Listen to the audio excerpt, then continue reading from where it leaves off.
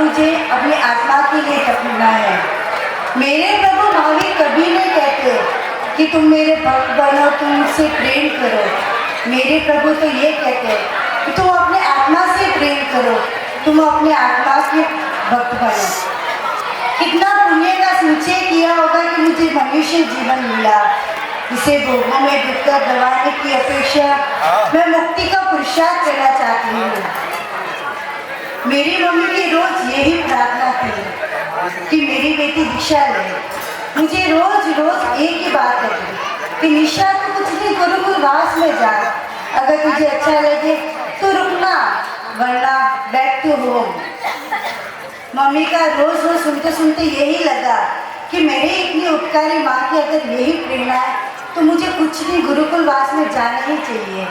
मैं सर्वप्रथम गुरु माँ के निश्रम में बिहार में गई तो थी कुछ दिनों के लिए, पर गुरु माँ के निश्रम में इतना रम गई कि वापस आने का मेरा मन ही नहीं हुआ।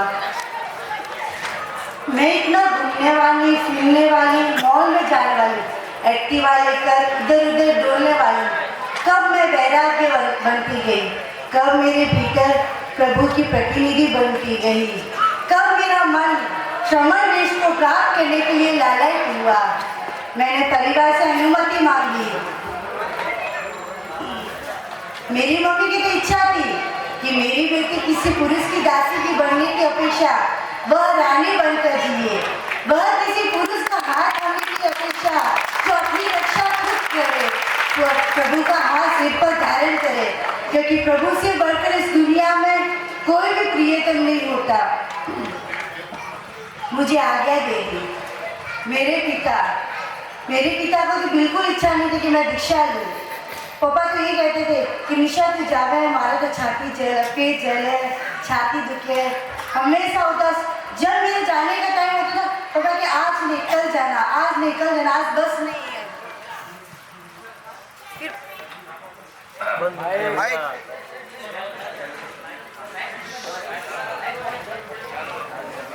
हाँ जी, क्या माइक का उद्देश्य? पर मेरी मम्मी ने भी पापा को मना लिया और इस तरह मुझे संयोग प्राप्त करने का रास्ता क्लियर हो गया।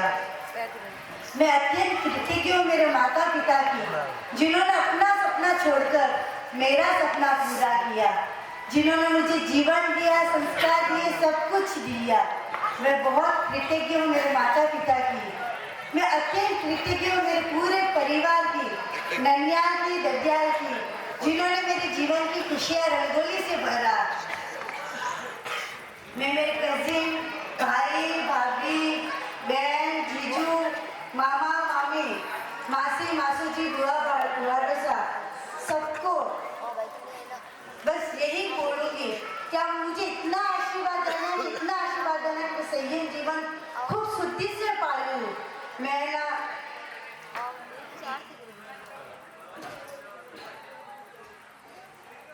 आप सब मुझे जरूर आशीर्वाद देना।